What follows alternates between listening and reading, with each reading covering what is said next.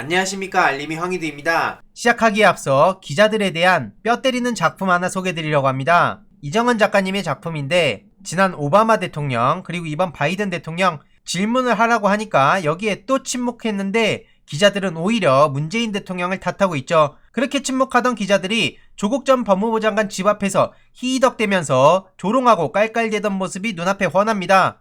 그래서 받아쓰기, 가짜뉴스 쓰는 거 말고 질문해야 할 때 용기 내는 법, 질문다운 질문하는 방법을 익혀보는 게 어떠냐라고 아주 본질적인 뼈를 때리는 그런 내용입니다. 이걸 보고도 부끄러움을 느낄지 안 느낄지 모르겠지만 아무튼 대다수 시민들은 왜 대한민국의 언론 신뢰도 꼴찌를 못 벗어나고 있는지 너무나 잘 알고 있는 것 같습니다. 그리고 지금 안철수 씨가 또 어설프게 앞장서다가 욕을 먹고 있습니다. 노무현 꿈 잇는다는 문재인 정권, 눌린 돼지머리가 웃을 일이라며 저렇게 조롱을 하고 있는데요. 저렇게 노무현 전 대통령을 팔아서 정치적 이속을 챙겨보겠다는 장사꾼, 정치꾼 심보 타령하면서 문재인 정부를 갈라치기 하려고 하고 있는데 제가 지난 영상에서도 말씀드렸듯이 노무현 전 대통령을 팔고 있는 건 지금 국민의힘 아닙니까? 그리고 지금 안철수 씨 또한 노무현 전 대통령을 언급하면서 문재인 대통령을 비난하려는 그거야말로 장사꾼이고 정치꾼 심보 아니냐는 겁니다. 본인이 지금 무슨 말을 하는지, 우리 대한민국이 아주 중요한 기로에 놓여 있을 때 해외에 가서 숨어 있다가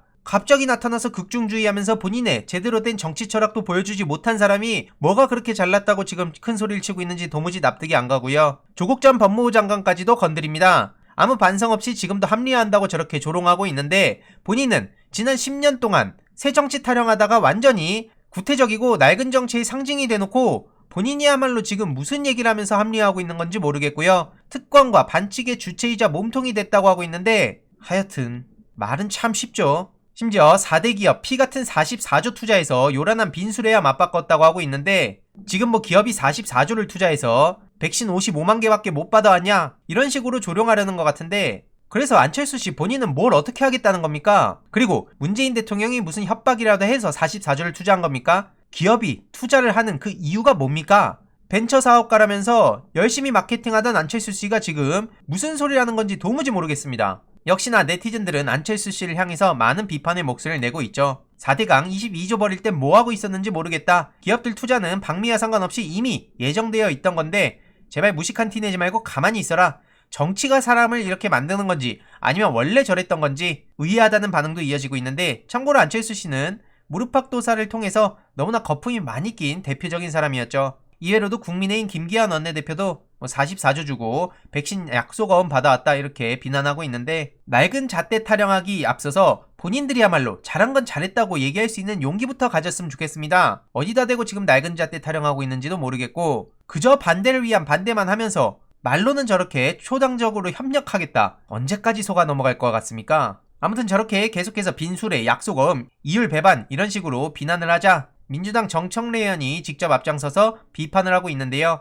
국민의힘 그들의 지금 선배들은 김대중 대통령이 노벨평화상 받을 때도 배 아파서 반대했던 거 다들 기억하시죠? 당시에 반대하는 목소리들이 해외로까지 가서 정말 망신을 당하기도 했었는데 총선 당시에는 우한폐렴이라고 굳이 고집하다가 폭망하기도 했었죠. 이번 문재인 대통령의 방미 성과 또한 국민의힘의 새치혀로 덮을 수 없을 만큼 넓고 크다는 지적을 하고 있습니다. 한미동맹을 넘어 백신, 경제동맹을 맺은 건 대한민국 국격의 신장이고 코로나 이후의 대한민국은 글로벌 포지션이 그만큼 커졌다는 기대와 희망을 보여주고 있다는 거죠. 잘했을 때 박수치는 것도 용기고 이렇게 미사일 주권 확보하고 4.27 판문점 선언을 인정한 바탕 위에 싱가포르 회담을 출발점으로 삼고 남북관계의 선도성을 합의한 게 한반도 평화에 얼마나 중요한 일입니까? 특히 저렇게 평소에 안보 타령하더니 정작 잘한 거에 대해서 잘했다고 얘기할 용기도 없어 보입니다. 부러우면 지는 거라고 뼈를 때리고 있고요. 아무튼 저렇게 비난을 위한 비난만 하는 상황에 정청래 의원이 제대로 핵심을 짚은 것 같습니다. 다음으로 오세훈 씨가 최근에 또 황당한 발언을 해서 논란에 휩싸였는데요.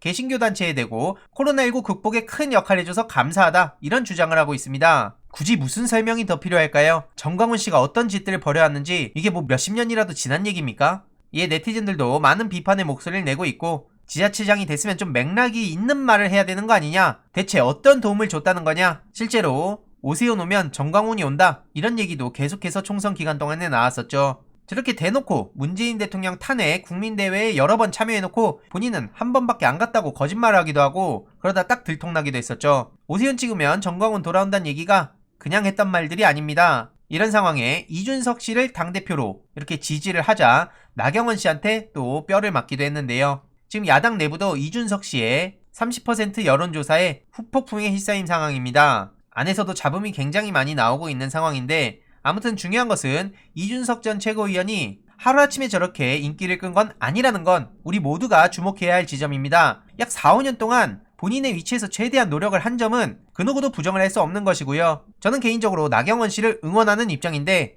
이준석 돌풍을 두고 스포츠카가 아닌 화물차가 당을 이끌어야 된다고 주장하고 있습니다. 오늘 김현정의 뉴스쇼에 나와서 한 얘긴데요. 아무튼 본인은 짐을 잔뜩 실은 화물 트럭을 잘 끌고 갈 사람이다 이렇게 어필하는 것 같은데 그러면서 뭐 특정 계파들이 당을 점령하고 있다 이런 얘기도 나오고 있고요. 본인은 그러면서 계파가 없는 사람으로서 고생해서 사선을 했다고 어필하고 있는데 여태까지 왜 그렇게 자극적으로 막말하고 친일 옹호하고 그랬습니까? 아무튼 다시 말씀드리지만 저는 나경원 씨를 응원하는 입장이고요. 민주당에서도 이 상황을 굉장히 심각하고 진지하게 받아들여야 된다고 저는 생각합니다. 무선 중진이라고 더 이상 놀려서 끝낼 문제가 아니라는 말씀입니다. 추가적인 소식들 계속해서 전해드리도록 하겠습니다. 이번 내용도 유익했다면 구독, 좋아요, 알림 설정, 멤버십 가입 정말 큰 힘이 된다는 점 말씀드리고 싶습니다. 이번 내용도 주위에 널리 공유 부탁드립니다.